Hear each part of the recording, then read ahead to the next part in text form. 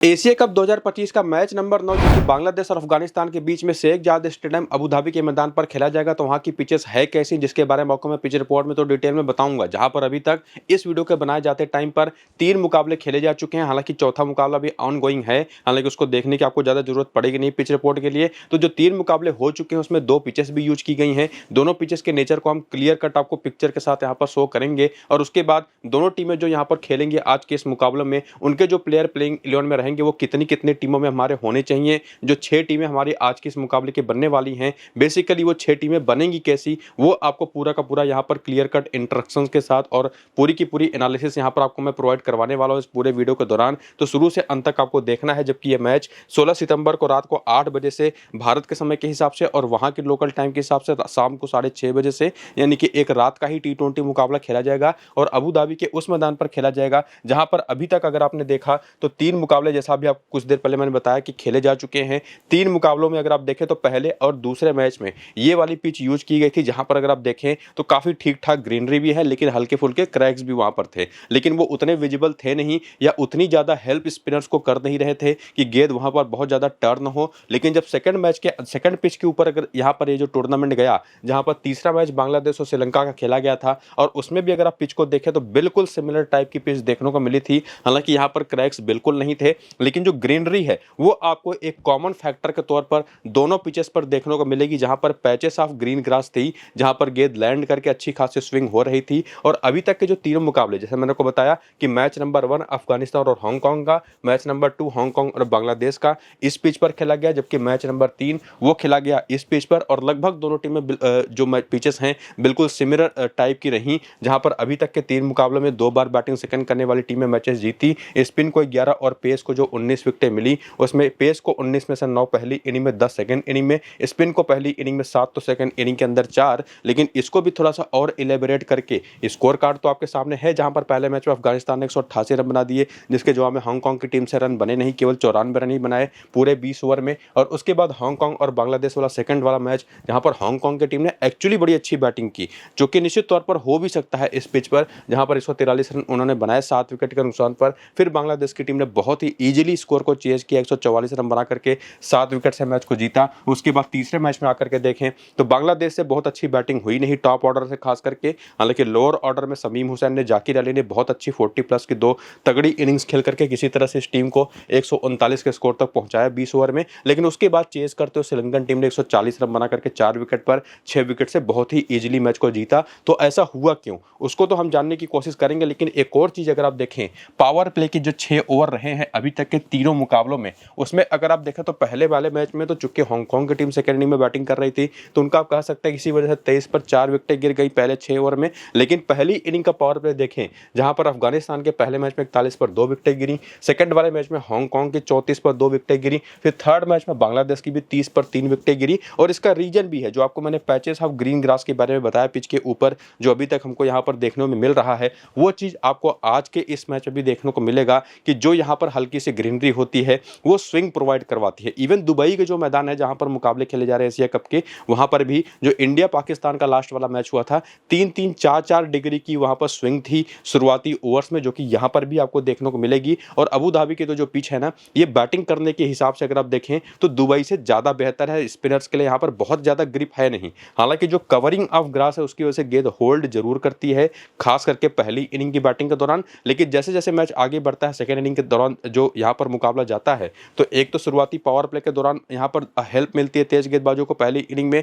बाद में गेंद होल्ड भी करती है पुरानी होने के बाद। तो पहली इनिंग में रन बनाना यहाँ पर एक्चुअली उतना आसान नहीं है। लेकिन निश्चित तौर पर सेकेंड इनिंग में जो एयर का मॉइस्चर है, ड्यू गिरे या ना गिरे, लेकिन जो थोड़ा बहुत मॉइस्चर होता है, हल्का सा टेम्परेचर ड्रॉप होता है, वो गेंद को स्किड करा करके बल्ले पर थोड़ा सा बेहतर तरीके से ले जाता है पहली इनिंग के कंपैरिजन में। और इसी वजह से 3 में से 2 मैचेस अभी तक सेकंड बैटिंग करने वाली टीमों ने इजीली मैचेस को जीता भी है, और आज भी आपको वही होता दिखाई पड़ेगा। तो इस पिच के बारे में काफी डिटेल में और थॉरो यहाँ पर एनालिसिस कर लेने के बाद की ये पिच, जो कि दुबई से बेहतर है बैटिंग करने के लिए, लेकिन शुरुआत में तेज गेंदबाजों के लिए हेल्प है, सेकंड इनिंग में बैटिंग करना आसान हो जाएगा इसको जानने के बाद। लेकिन उसके बावजूद जो टॉस हो जाएगा इस मैच का, पिच कौन सी यूज की जा रही है उसके बारे में जो अपडेट होगा टेलीग्राम और व्हाट्सएप पर आपको मैं करूंगा कि जो पिच यूज की जा रही है उस पर कितने मैचेस हो चुके हैं और आज उस पिच का नेचर कैसा होने वाला है वो टेलीग्राम और व्हाट्सएप पर आपको मैं बताऊंगा। साथ ही साथ अपनी जो फाइनल 6 टीमें बनेंगी वो भी टेलीग्राम और व्हाट्सएप पर दूंगा, तो दोनों को जाकर के ज्वाइन करिए। लिंक इनका इसी वीडियो के डिस्क्रिप्शन में और कमेंट बॉक्स जो पिन किया हुआ कमेंट है वहां पर आपको देखने को मिल जाएगा। तो जल्दी से जाकर के लिंक्स को क्लिक करके टेलीग्राम और व्हाट्सएप को ज्वाइन कर लीजिए। और फिलहाल आइए देखते हैं बांग्लादेश की उस टीम को जिससे टोटल 2 मुकाबले खेल रखे हैं, जिसमें पहला मैच तो उन्होंने हांगकांग को आसानी से हरा करके जीत लिया, लेकिन सेकंड वाले मैच में श्रीलंका के खिलाफ ये टीम हार गई। और दोनों मुकाबलों में एक कॉमन चीज देखने को मिली है बांग्लादेश की तरफ से कि इनकी बॉलिंग वो बिट्स एंड पीसेस में ही चली है। किसी एक इंडिविजुअल बॉलर ने, किसी 2 इंडिविजुअल बॉलर ने ही परफॉर्मेंस करके दिया है, वरना पूरी की पूरी अगर जिनकी बॉलिंग लाइनअप देखेंगे ना तो बहुत बेहतर दिखाई नहीं पड़ी है। श्रीलंका के खिलाफ तो 4 विकेट निकाल पाए, अपना स्कोर इन्होंने निश्चित तौर पर चेंज करवा दिया। हांगकांग के जैसी टीम की बैटिंग लाइनअप पर भी इन्होंने 143 रन कंसीड कर दिए, जो कि अभी आपने पीछे पिच रिपोर्ट में देखा। बाकी बैटिंग ऑर्डर इनका आपके सामने है ही। बॉलर्स जो है, जिसमें पिछले वाले मैच में तस्कीन अहमद नहीं खेले थे, पहले मैच में पूरे 4 ओवर करके बढ़िया बॉलिंग करी थी, 2 ओवर पावर प्ले के, 2 ओवर डेथ के। तो दूसरे मैच में इनके यहाँ पर शरीफुल इस्लाम खेल गए, इन्होंने 3 ओवर किए, कोई भी विकेट नहीं लिया, जिसमें 3 के तीनों ओवर इनके पावर प्ले के दौरान ही हुए, पहला, तीसरा और पांचवां। जबकि मुस्तफिजुर ने दोनों मुकाबलों में पहले मैच में 4 ओवर, दूसरे मैच में 3 ओवर। तंजीम हसन साकिब खेलेंगे तो निश्चित तौर पर 3 से 4 ओवर करेंगे ही। सेम चीज आपको मेहदी हसन के साथ भी होता दिखाई पड़ेगा। रिशद हुसैन जिन्होंने पहले मैच में बड़ी अच्छी बॉलिंग करी, 4 ओवर करे, लेकिन दूसरे मैच में केवल 1 ओवर इनसे कराया। और समीम हुसैन से भी 1 ओवर कराया, 15वां। जबकि बेंच आपके सामने है, उसमें से भी कोई प्लेयर, जिसमें से सबसे बड़े चांसेस तस्कीन अहमद के ही होंगे खेलने के, कोई खेलता है तो निश्चित तौर पर उसके बारे में भी आपको आगे इन्फॉर्मेशन मिलेगी। और उस इन्फॉर्मेशन की शुरुआत होगी करियर आंकड़ों के साथ, जिसमें आप देखेंगे कि इस एशिया कप के शुरू होने के पहले T20 करियर कैसा रहा है बांग्लादेशी प्लेयर्स का। जिसमें तंजीद हसन की बात करें तो 31 मैच में 27 का बैटिंग एवरेज, 729 रन है। पहली इनिंग का बैटिंग एवरेज 18 है, तो सेकंड इनिंग का 32। वहीं पर अगर आप देखा जो दूसरे ओपनर है परवेज हुसैन इमोन, इनका तो जो करियर में जितने रन इन्होंने बनाए हैं, पहली इनिंग में 31 का एवरेज है, सेकंड इनिंग में 15, जो दिखाता है कि अभी तक के जो छोटा सा करियर है दोनों का, उसमें तंजीद हसन सेकंड इनिंग में बेहतर परफॉर्म करते रहे हैं, जबकि परवेज हुसैन इमोन वो पहली इनिंग में ज़्यादातर रन बनाते दिखाई पड़े हैं। सिमिलरली बाकी बैटर्स का भी पूरा करियर और बैटिंग का एवरेज पहली इनिंग और सेकंड इनिंग का देख करके आप ये समझ सकते हैं कि किस खिलाड़ी को, अगर आपको अपने टीम में किसी खिलाड़ी को रखना है तो किस इनिंग की बैटिंग में ज़्यादा प्रेफरेंस देनी है। सिमिलरली उसी तरह से बॉलर्स जो हैं उनके बारे में भी अगर आप देखें तो यहाँ पर उनका स्ट्राइक रेट आपको देखने को मिलेगा बेसिकली, जिसमें बहुत बड़ा डिफरेंस है नहीं। फॉर एग्जाम्पल अगर आप रिशद हुसैनी की ही बात करें तो 42 मैच में 48 विकेटें हैं अभी तक के पूरे करियर के दौरान। पहली इनिंग में जितनी भी बॉलिंग करी है उस पर जितनी विकेटें मिली हैं उसकी बेसिस पर ऑन एन एवरेज 18 गेंदें इनको लगी हैं 1 विकेट निकालने में। सेकंड इनिंग के दौरान केवल 15 गेंदें, जो दिखाता है कि थोड़ी सी कम गेंदें लेते हैं सेकंड इनिंग में, जो कि स्पिनर्स के साथ एक्चुअली होता भी है। तो वही आंकड़ा आप बाकी बॉलर्स का भी देख लीजिएगा वीडियो को यहीं पर रोक करके। और उसके बाद आकर के रीसेंट फॉर्म देखें तो आपको मैंने ऑलरेडी बताया कि ये टीम अभी तक 2 मुकाबला खेल चुकी है, 1 जीती है हांगकांग से, 1 हारी है श्रीलंका के खिलाफ। तो उन दोनों मुकाबलों में तंजीद हसन अभी तक बिल्कुल नहीं चले, पिछले मैच में तो खाता भी नहीं खुला। परवेज हुसैन इमोन की भी वही हालात रहे, हालांकि पहले मैच में दोनों ने स्टार्ट अच्छा किया था लेकिन फिर विकेट फेंक करके चले गए। इसके बाद लिटन दास की बात करें तो ये एक ऐसे प्लेयर रहे हैं जो रिसेंट टाइम में काफी बढ़िया फॉर्म में है, पिछले दोनों मैचेस में भी 28 और 59 रन की पारी खेल दी है। और इसी वजह से इस पूरी बैटिंग लाइनअप के अंदर ना लिटन दास एक ऐसे प्लेयर होने वाले हैं आज के इस मैच के लिए भी, जो कम से कम आपके 4 से 5 टीमों में होंगे। और उसके बाद यहाँ पर आते हैं तौहीद हृदय, जिन्होंने पहले मैच में तो बहुत अच्छी 35 की पारी खेली, हालांकि उसके लिए उन्होंने 35 गेंदें फेस भी करी, लेकिन दूसरे मैच में आकर के केवल 8 रन बना करके आउट हो गए। और उसके बाद आते हैं मेहदी हसन, जो कि निश्चित तौर पर एक बॉलिंग ऑलराउंडर है, हालांकि पिछले मैच में थोड़ा सा बैटिंग ऑर्डर में इनको प्रमोशन भी मिला, लेकिन 9 रन ही बना करके आउट हो गए। लेकिन बॉलिंग करते हुए 2 विकेट लेकर के गए। पहले मैच में इनको विकेट नहीं मिला था, लेकिन जो इनकी यूटिलिटी है, चाहे नंबर 5 पर खेलें, चाहे नंबर 6 पर खेलें, और इवन चाहे नंबर 7 पर खेलें, जिसकी प्रोबेबिलिटी ज़्यादा है कि शायद आज नंबर 7 पर ही खेलें, फिर भी ये एक ऐसे प्लेयर होंगे आज के इस मैच के लिए जो कि 4 से 5 टीमों में आपके होने ही चाहिए। इसके अलावा जाकिर अली, जिन्होंने पिछले मैच में 41 नाबाद की पारी खेली, पहले वाले मैच में बिना खाता खोले नॉट आउट रहे थे। वहीं पर समीम हुसैन, जिन्होंने दूसरे वाले में जब 42 नाबाद की पारी खेली, पहले मैच में इनको बैटिंग बॉलिंग मिली नहीं थी, पिछले मैच में 1 ओवर भी किया। इन दोनों में से समीम हुसैन ज़्यादा बेहतर एक ऑप्शन होंगे इस टीम की तरफ से, चूंकि एक तो सामने जो अफगानिस्तान की टीम है उसके खिलाफ इनके बॉलिंग करने के चांसेस थोड़े से बेहतर होंगे, बैटिंग तो करके देते ही हैं। तो निश्चित तौर पर जाकिर अली और समीम समीम हुसैन में से किसी एक को अगर आपको ट्राई करना है ना, तो मैं समीम हुसैन को ज़्यादा प्रेफरेंस दूंगा। हालांकि अगर आप चाहें तो दोनों को बराबर बराबर टीमों में, यानी कि 3 टीम में जाकिर अली को, 3 टीमों में समीम हुसैन को भी इंक्लूड कर सकते हैं। और सिमिलरली यहाँ पर जो आपके पास तौहीद हृदय, परवेज हुसैन इमॉन और तंजीद हसन बचे हैं ना, इनको भी आप, जिसमें तौहीद हृदय कम से कम 3 टीमों में तो आपके होने ही चाहिए, बाकी एक एक 2-2 टीमों में आप ट्राई कर सकते हैं। तंजीद और परवेज हुसैन इमॉन को कब कब ट्राई कर सकते हैं, तंजीद हसन को सेकेंड इनिंग की बैटिंग में, परवेज हुसैन इमॉन को पहली इनिंग की बैटिंग में।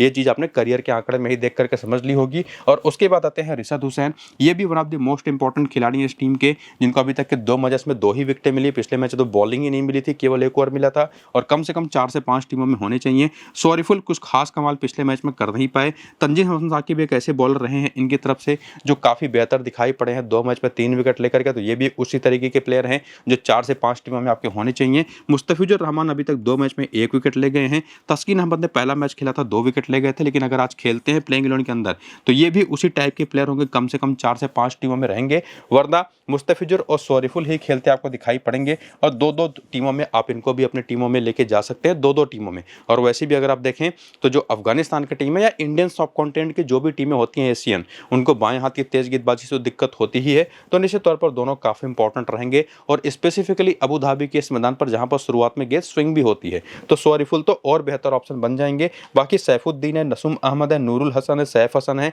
जिसमें से चांसेस है कि शायद नसूम अहमद को खिला ले ये लोग। अगर ये खेलते हैं तो ये भी कुछ उसी तरीके के ऑप्शन होंगे जो कम से कम 4 से 5 टीमों में होने चाहिए आपके। तो उम्मीद करूंगा चीज़ें आपको क्लियर हुई कि कौन सा प्लेयर कितने अच्छे फॉर्म में है, उसकी यूटिलिटी इस टीम के अंदर क्या है, चाहे वो बेंच का प्लेयर हो चाहे प्लेइंग 11 का, और उसमें से कौन से प्लेयर कितनी कितनी टीमों में आपके रोटेट होकर के आने चाहिए, और उसके लिए किस इनिंग में बैटर्स को या बॉलर्स को प्रेफरेंस देना है, वो आपने करियर के आंकड़े में भी देख लिया, रीसेंट फॉर्म के टाइम पर भी समझ लिया। और अब आकर के हेड टू हेड के आंकड़े भी देखें तो ये जो बांग्लादेशी प्लेयर है जब अफगानिस्तान के खिलाफ खेलते हैं तो तंजीद के तो एक मैच पे कोई रन ही नहीं है, परवेज हुसैन इमॉन खेले ही नहीं है। लिटन दास के 9 मैच पे 197 रन है, 24 का एवरेज है। और इवन तौहीद हृदय, मेहदी हसन के आंकड़े भी देखें तो बहुत ही खराब है। और इवन समीम हुसैन के भी 2 मैच में केवल 45 रन, लेकिन फिर भी ठीक ठाक नंबर आप इसको कह सकते हैं। रिशद के 1 मैच में 3 विकेटें हैं। इसके बाद देखें तो सॉरीफुल के 3 मैच में 4 विकेट, जो कि आपको मैं ऑलरेडी बता भी चुका हूं कि एक बाएं हाथ का तेज गेंदबाज इस टीम के खिलाफ हमेशा इंपॉर्टेंट होगा अगर खेलेगा तो। और उसके बाद तंजीम हसन साकिब के 1 मैच में कोई विकेट नहीं है।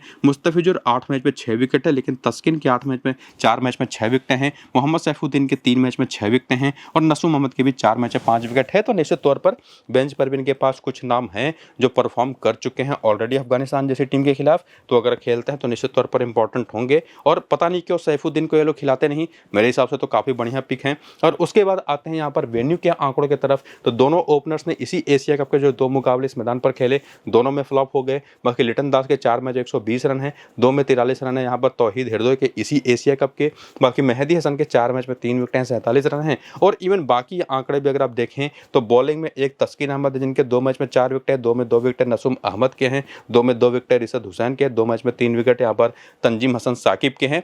तो यही कुछ नंबर्स हैं जो कि थोड़े से एबव एवरेज जाते हैं। बाकी लोगों के आंकड़े तो बिलो द एवरेज ही आपको देखने को मिलेंगे। और उसके बाद आकर के प्लेयर बैटल देखें तो एक तो बांग्लादेश की जब टीम आती है सामने ना, तो कोई भी फॉर्मेट हो, एक चीज़ आप क्लियर मान करके चलिए कि इस टीम के खिलाफ स्पिन बॉलिंग ऑप्शन, चाहे वो लेग स्पिनर हो चाहे लेफ्ट आर्म ऑर्थोडॉक्स हो, एक बार के लिए तो ऑफ स्पिनर ये लोग ठीक ठाक खेल जाते हैं, लेकिन लेफ्ट आर्म ऑर्थोडॉक्स और खास करके लेग स्पिन बॉलिंग, इस तरीके की बॉलिंग सामने की टीम में अगर है तो उसको आप सीधे कप्तान भी ज़्यादातर टीमों में बना सकते हैं। और प्रॉपर अगर आप इनकी वीकनेसेस देखें भी तो Tanzid Hasan left arm orthodox पर 51 गेंद पर 55 रन बना करके 4 बार आउट हो चुके हैं। फजल फारूकी की पहली गेंद पर आउट हो चुके हैं। बाकी परवेज हुसैन इमॉन एक लेफ्ट हैंडर के तौर पर ऑफ स्पिनर्स पर फंसते हैं, 49 गेंद पर 50 रन बना करके 4 बार आउट हो चुके हैं। बाकी तौहीद हृदय राशिद खान पर 18 गेंद पर 12 रन बना करके एक बार, अजमतुल्लाह उमर जई पर एक बार सस्ते में, लेफ्ट आर्म ऑर्थोडॉक्स पर 67 गेंदों पर 6 बार। तो आप देख सकते हैं कि क्या दिक्कतें रही हैं। लिटन दास भी ऑफ स्पिन पर फंसते हैं 17 बार, 234 गेंद पर 283 रन बना करके आउट हो चुके हैं। बाकी मुजीब, फजल फारूकी और अजमतुल्लाह उमर जई ने तो इनको नचाया ही है लिटरली। हालांकि फजल फारूकी को काफ़ी बेहतर खेलते दिखाई पड़े हैं। इसके बाद आते हैं इनके जो लोअर ऑर्डर बैटर्स हैं, चाहे जाकिर अली हो जो लेग स्पिन पर 36 गेंद पर 5 बार आउट हो चुके हैं। इसके बाद समीम हुसैन हो, ये भी लेग स्पिन पर 55 गेंद पर 62 रन बना करके 4 बार आउट हो चुके हैं। राशिद खान पर भी 1 बार आउट हुए हैं और मेहदी हसन भी लेग स्पिन पर बल जैसे ही आते हैं विकेट देते हैं। 43 गेंद पर 35 रन बना करके 5 बार। बाकी फजल फारूकी पर भी सस्ते में आउट हो चुके हैं। तो ये जो टाइप ऑफ बॉलिंग ऑप्शंस हैं जो परेशान करते रहे हैं बांग्लादेश की टीम को, वो तो निश्चित तौर पर थोक के भाव में इस टीम के अंदर, चाहे वो राशिद खान हो, चाहे वो मोहम्मद नबी हो, और इवन अब तो अल्लाह मोहम्मद गजनफर भी, जो कि ऑफ स्पिन तो करते हैं, साथ ही साथ लेग स्पिन भी कर जाते हैं कभी कभार। बाकी इनके पास तो लेफ्ट आर्म चाइना मैन भी है। रिस्ट स्पिनर हमेशा परेशान करता है बांग्लादेश की टीम को। फजल फारूकी तो आप देख ही चुके हैं, प्लेयर बैटल में कई बार दिखाई पड़े आपको। बैटिंग ऑर्डर आपके सामने है।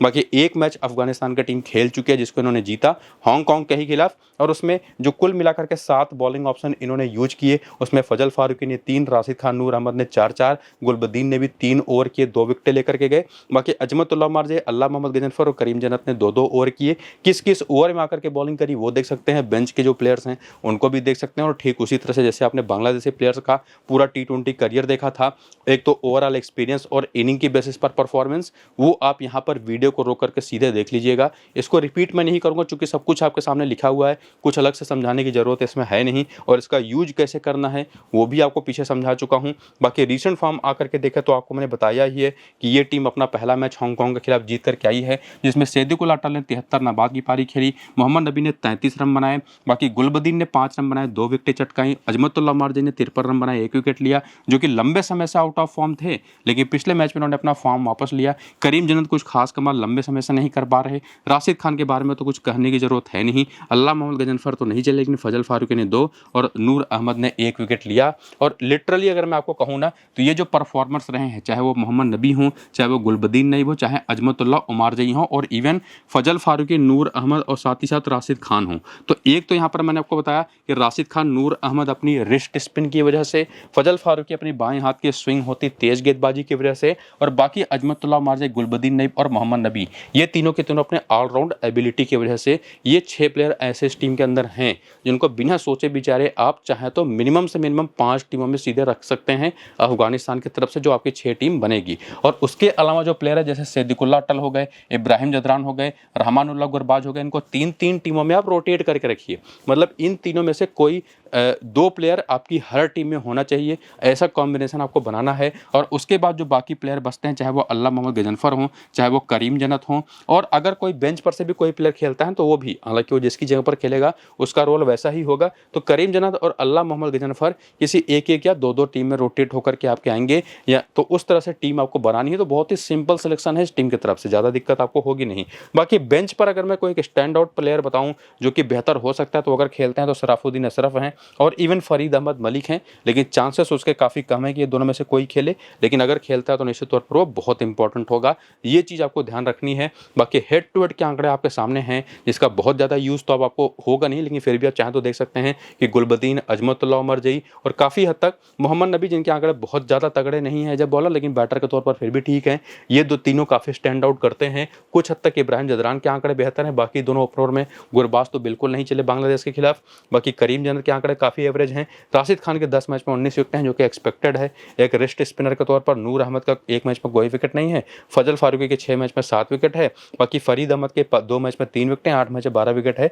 मुजीब के सराफुद्दीन सिर्फ 1 मैच खेले हैं, विकेट नहीं है। और उसके बाद आकर के वेन्यू का डेटा वो भी आपके सामने है, वीडियो को रोक करके आप इसको भी देखिए और इसको यूज करिए जम करके, जिसमें इनिंग के बेसिस पर भी चीज़ें हैं, चाहे वो हेड टू हेड हो, चाहे वेन्यू हो, चाहे करियर हो, उसका पूरा प्रॉपर यूज करिए। टीम बनाते टाइम पर एक्सप्लेन आपको मैं ऑलरेडी कर चुका हूँ कि उसका यूज करना कैसे है। और उसके बाद प्लेयर बैटल देखें तो यहाँ पर गुरबाज एक ऐसे प्लेयर है ना, जो बांग्लादेशी टीम के खिलाफ आपने पीछे देखा 14 का बैटिंग एवरेज है, जिसमें लेग स्पिन पर 7 बार 119 गेंद पर 165 रन बना करके रिजात हुसैन पर, तस्कीन अहमद पर, नसूम अहमद पर, मुस्तफिजुर पर और सैफुद्दीन पर सभी पर आते ही आउट हुए हैं। और उसके बाद right arm medium pace bowling वो अब परेशान करती है। जो स्विंग बॉलिंग होती है बेसिकली सैदिकुल्लाह अटल को 78 गेंद पर 7 बार आउट हो चुके हैं। नबी की बात करें तो मुस्तफिजुर रहमान के खिलाफ अच्छा खेले हैं, हालांकि सैफुद्दीन और तस्कीन पर सस्ते में आउट हुए हैं। इब्राहिम जदरान को भी लेग स्पिन परेशान करती है, जिसमें रिजात हुसैन ने भी इनको 1 बार आउट कर रखा है। बाकी बाएं हाथ की जो मीडियम पेस बॉलिंग होती है वो तो गेम में आती ही आती है। और उसके बाद यहाँ पर अजमतुल्लाह उमरजई, करीम जन्नत और गुलबदीन नईब के आंकड़े देखेंगे ना, तो एक लेफ्ट आर्म ऑर्थोडॉक्स बॉलिंग, लेकिन लेग स्पिन जबकि इनके पास बहुत क्वालिटी बॉलर होते हैं हमेशा से, स्टिल ये टीम संघर्ष करती है लेग स्पिन पर। वो चीज़ आपको यहाँ पर कॉमन तौर पर दिखाई पड़ेगी, चाहे वो ऑफ स्पिनर हो, चाहे लेफ्ट आर्म ऑर्थोडॉक्स हो, लेकिन खास करके लेग स्पिन दोनों टीमों को वो दिक्कतों में लाती है। बाकी जब टीम आपकी बन जाएगी तो आप देखेंगे कि राशिद खान और मेहदी हसन सबसे कॉमन ऑप्शन है कप्तान, वाइस कप्तान के, जो कि बनता भी है। लेकिन बाकी कुछ और डिफरेंशियल ऑप्शंस भी हैं जिनके नाम आप देख सकते हैं और इनको आप ट्राई कर सकते हैं, जैसे कैप्टन और वाइस कैप्टन अपनी 6 टीमों में रोटेट करके एक टीमों में। बाकी भी कुछ और ऑप्शन रहेंगे जो कि आपको मैं पीछे बता भी चुका हूँ काफ़ी हद तक। लेकिन जो फिलहाल आज की इस मैच की फाइनल 6 टीम बनेगी वो तो आप ये वीडियो देख करके बड़े आसानी से बना सकते हैं। मेरी टीम चाहिए तो आपको मैं अपने टेलीग्राम और व्हाट्सएप पर अपनी 6 टीम दूंगा पिच रिपोर्ट के साथ, तो जाकर के टेलीग्राम और व्हाट्सएप को ज्वाइन करिए। लिंक इनका इसी वीडियो के डिस्क्रिप्शन में और कमेंट बॉक्स में जो पिन किया हुआ कमेंट है वहाँ पर मिल जाएगा। बाकी वीडियो शुरू से अंत तक पूरा देखिए, वो सबसे ज़रूरी है। और मैं तो कहूँगा अपनी टीम खुद से बनाइए, वो उससे भी ज़्यादा ज़रूरी है। फिलहाल इस वीडियो को यहीं पर करेंगे ख़त्म, चलते हैं, नमस्कार।